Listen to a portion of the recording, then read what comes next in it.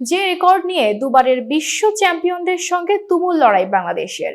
একটি দল টি-20তে দুবারের বিশ্ব চ্যাম্পিয়ন, আরেকটি দল টি-20র বিশ্বমঞ্চে কখনোই সেমিফাইনালের দরজা খুলতে পারেনি।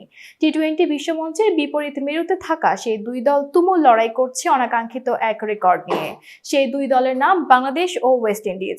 আর রেকর্ড আন্তর্জাতিক টি-20তে সবচেয়ে বেশি ম্যাচ হারার।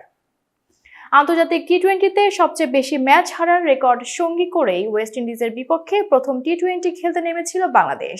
সেন্ট ভিনসেন্টে সেই ম্যাচটি 7 রানে জিতে সিরিজে এগিয়ে গেছে বাংলাদেশ। তাতে আরেকটি সুখবরও পেয়েছেন লিটনরা। টি-20তে সবচেয়ে বেশি ম্যাচ হারার রেকর্ডে তারা আর নিঃসঙ্গ নন। ম্যাচটি হেরে বাংলাদেশের রেকর্ডে ভাগ বসিয়েছে ক্যারিবীয়রা।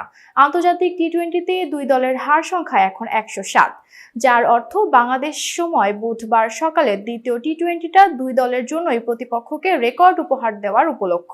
আর 3 ম্যাচের সিরিজটা যারা হারবে তারা বছরটা শেষ করবে রেকর্ডটা সঙ্গী করেই। বছরের শুরুতে রেকর্ডটা ছিল ওয়েস্ট ইন্ডিজেরই। টি-20তে 97 হার নিয়ে 2024 সালটা শুরু করে ক্যারিবীয়রা। সে সময় 95 হার নিয়ে বাংলাদেশ ও শ্রীলঙ্কা ছিল 2-এ। এতক্ষণ বার্তা বৈঠকের সাথে থাকার জন্য ধন্যবাদ। নতুন নতুন তথ্য ও সংবাদ পেতে বার্তা বৈঠকের ইউটিউব চ্যানেল ও ফেসবুক পেজের সাথেই থাকুন।